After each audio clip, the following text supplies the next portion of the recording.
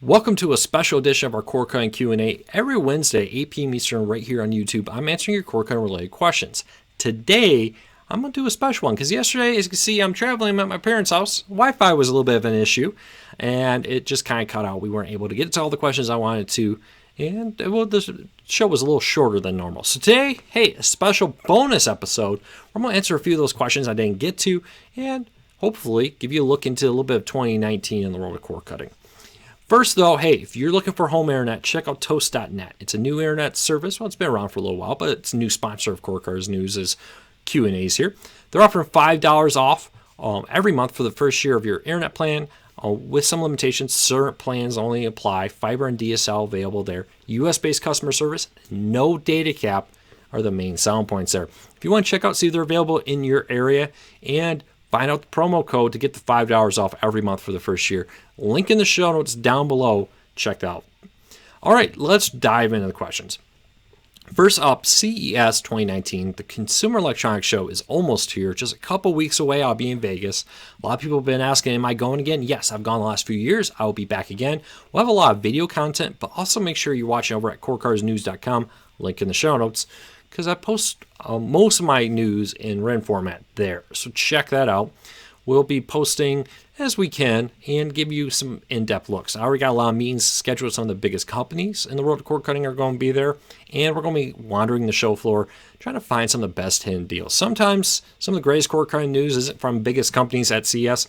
It's from smaller companies who want to get their name out there and they're launching a new product. We hope to find those companies and let you know about them. Also, hey, if you are here, I probably won't be doing Q&A that week. Just an FYI, unfortunately, we may have to do a special edition like this because when I usually do these Q&As, I'll be in meetings during that time. So just keep that in mind. What do I think is coming to CES, or big announcements I expect from CES? Traditionally, very rarely do we get streaming players. Roku usually does that in the spring or fall. Same with Amazon. Apple doesn't do anything at CES anymore. They now have their own shows when they launch products like Apple TVs. Sometimes we get Android TV news, but what I do expect is some smart TVs. Very common to get some new TVs with like Amazon or Android TV or Roku TVs built in. Keep an eye out for new TV news from a host of different companies. Even the big ones like Sony and Samsung typically make some smart TV announcements at CES. Not every year. Could be an off year, but I would expect TVs to once again be a dominant feature in the world of CES coverage. The other thing to remember is we often don't get big streaming service news. We sometimes will get a little bit of news. Remember, Sling TV was first announced at CES. It's been a few years, though, since Dish had Sling go there and make any announcements at CES. Possible some other companies will, but don't look for massive news. What CES has become the last few years is a lot of startups trying to get their name out there. We've seen a lot of cord cutting related add-ons or peripherals and smaller services launching around CES to get the attention. I'm going to try to have meetings with as many cord cutting related companies as I can to post stories over at Cord Cutters News. Not sure how many videos I'll do there, but I'll also be wandering the show floor. Sometimes I've had some of my biggest cord cutting discoveries just by running into some random booth out there that's showing off some cool new antennas or add-ons for a remote and more. So keep an eye over at cordcuttersnews.com. Subscribe to this channel for more CES 2019 news. Next up, what is happening with Roku banning piracy apps on their platform? This is a question I got a lot yesterday. I've been getting a lot in 2018. So way back about a year ago, Roku was banned from selling their devices in Mexico. Mexican government basically, well, the Mexican government didn't, but some cable companies sued in Mexican court add-ons for Roku, unofficial Roku channels that weren't part of the channel store, but you could use those codes to install it, and they would give you piracy-related content for free that you weren't paying for.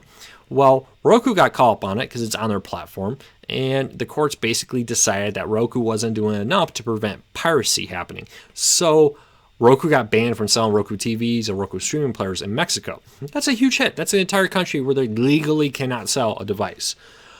So Roku started really cracking down. No, Roku had always cracked down in the past. They received a lot of copyright complaints. They would have shut down channels in the past.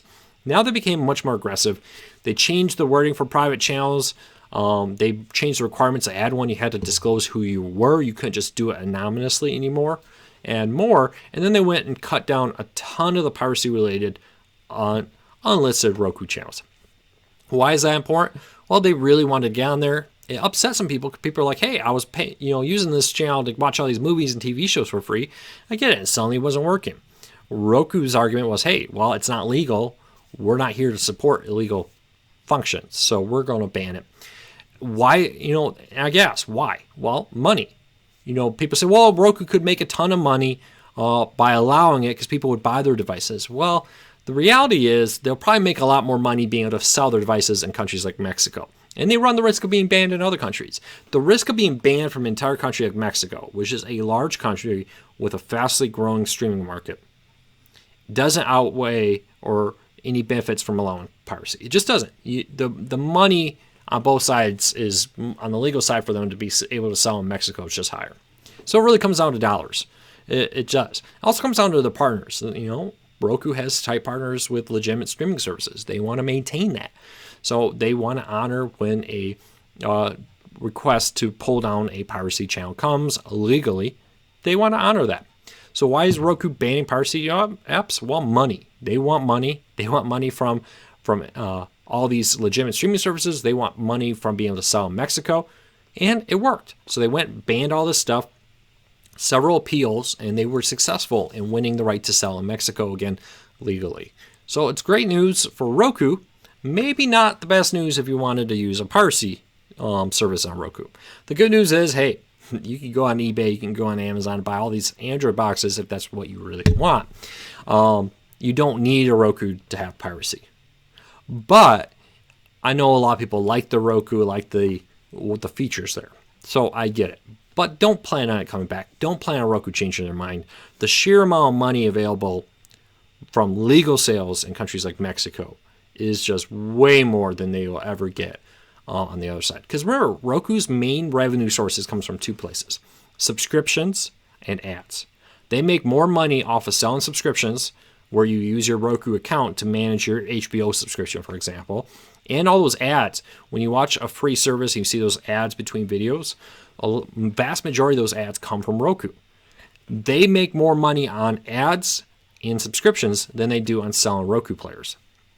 So selling a bunch of Roku players at $20 a pop, $30 a pop, typically $20 for Black Friday, doesn't give them a lot. It really doesn't. The profit margin on the device is very small. Roku has the Amazon and Google model. Give them the device cheap so that we can make money on ads and services later. Well, if you're getting piracy, you're not watching ads, and you're not, at least not ads that they serve, and you're not watching or paying for services. So Roku has no financial incentive to allow you to do it. It just doesn't make them any financial sense. It's kind of like a restaurant where, hey, they want people just want to sit in there all day. They don't want buying food. They don't want to eat anything. They just want to take up table spaces. Well, that restaurant say, hey, I'm not making any money from that. It doesn't, cost me money to have employees. It costs me money to have a roof over this head. Same thing in Roku. Hey, it costs us money. Now, you may disagree with it, may not like it. The good news is, the great thing about cord cutting is there's so many devices. There's many devices out there that just don't give a care. You can do whatever you want with it. Just a stock Android device, for example. But I wouldn't plan on Roku coming back for those two reasons. A, being able to sell in Mexico is way more profitable. B, Roku's majority of their money comes from ads and subscription services. In the third quarter, over half of their money came from those two areas. Roku, one of the things people just don't realize is how big of an ad company Roku really is. They dominate the TV screen when it comes to on-demand ads, the ads that appear between free streaming services and the like. So keep that in mind. All right, a couple other questions I got a lot is, hey, what's happening with Core Cars News? I'll probably do a video about this in depth a little bit more, but a few updates. So in 2018, we hired our first full-time staff. We now have a team of about 4 people, if you count myself, 2 full-time staff members, 2 freelancers who do a little bit of posting and that kind of work. Hope to be adding some more people. Not right now. If the growth of Core Cars News continues, I hope to add a 5th person with another full-time staff member. We'll see. Now, fully sure how that role will work out, but I have some ideas. The big thing is we hope to expand. With Core Cars News, we intend to move into a bigger office next year with a little bit bigger review lab so I can produce more videos. Right now, they're still kind of cramped. So to shoot one type of video, I kind of have to move some equipment to another area.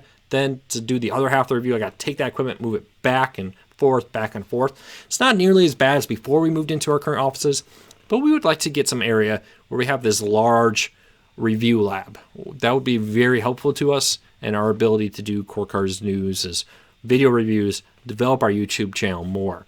We had a huge success. We're adding about 4,000 new viewers, subscribers on YouTube every month. Really honored. At the time I'm recording this, it looks like we're going to hit 45,000 YouTube subscribers by the end of this month. We barely hit 40,000 at the end of November. Huge surprise in the rate of growth of Core Cars News. Very excited about the future of Core Cars News with that. Now, I know this isn't the greatest quality, but we are investing some cameras back in the office. We just invested in a bunch of soundproofing. And in the new place I'm looking at, we'll see if when we move into it, if it even happens, if we can get the deal and everything to work out, we will hopefully have about twice, if not a little bit more, the space to do reviews. So I can maybe even have a little studio in there to do Q&As like, this in a more formal setup with a better camera, better video, just a better experience overall. That's kind of my commitment to you. We're going to continue to offer free access here. We're also launching, though, a channel support. I'm not really sure how this is all going to do. You've probably noticed a lot of channels are adding a subscription deal for about $5 a month. You can get access to special badges and different things. We're looking at launching it. Google will take a part of that, their typical ad revenue cut. But we're looking at launching that, maybe doing some special Q&As for the $5 a month subscribers. One more way to support. Unfortunately, ads on YouTube are just not what they were in the past. But we're going to double down on YouTube. We're going to try to continue to grow. I'm going to try to find some interesting things to do for subscribers. But the main thing is, if you do want to subscribe to that new $5 a month video or support channel, basically you're just supporting Core Cars News. You're helping us grow. You're helping us look at the possible future of hiring another employee. You're helping us just develop the site, invest in getting that slightly bigger review lab, having a little bit more equipment, maybe a nice little more formal setup for these kind of Q&As. Have a vision of maybe having a TV right here that I can link in and do things like pop up on what I'm talking about here and demonstrate some stuff as I'm doing the Q&As. If you're asking about Roku, I could be like, oh yeah, go in settings here. Or if you're asking about the Amazon Fire TV, I can say, go here, there, and do this. I can do some of that when I'm standing in front of the TV that we currently have. The problem is when I'm doing the live show and somebody wants me to demonstrate or answer something, I can describe it. I can't really show it. And I like to be able to do both. So I can stand in front of that TV still and do videos about top 10 new Roku channels, Fire TV, Apple TV, or to say, hey, here, you're having an issue with this, check out the settings here, go here, do that. Because talking about is one thing, showing it's another. So keep an eye out for 2019 for some big things to come. So we really work to try to reinvest in Core Cars News to offer you the best core cutting news coverage, how-to guides, tips, tricks, and reviews to give you the most in the road to core cutting. Well, that's a little look forward in the road to Core Cars News, a little look back. I'll dive a little bit more in depth over at corecarsnews.com this weekend with a 2018 year in review and a 2019 predictions. But as far as YouTube, that's what we're looking at doing. Bigger studio, better video quality, better sound quality. Hopefully being able to produce more content because we'll be able to produce it faster. Because it made it seem like, hey, I did a 15-minute video, right? Did in one take. I'll have to do a couple takes, and more importantly, it's rearranging things. So the unboxing has to happen here. I have to move equipment over here. Then once I want to actually demo it, I got to take that equipment, move it back so that I have it not in the shot and all set up. I like to get away from that where we have room where we have a complete unboxing area. We have a complete review area where we can demo it. And I have an area where I can do Q&As, how-to guides, and videos all in one space, all in a nicely sound dampened room and more. So check out for our new ability to offer the channel subscription down below. You can just $5 a month to support us. We'll be doing some special Q&As where we are only for the subscribers, but we'll still be doing our regular Q&As every Wednesday right here. So thank you for your support through 2018. Thank you for your support through 2019. Hopefully we can help you get the most out of your core cutting experience and hopefully help you save some money along the way. So take care, be safe in 2019. Don't go out party too hard, or at least have a designated driver. And everybody take care. I'll see you in 2019.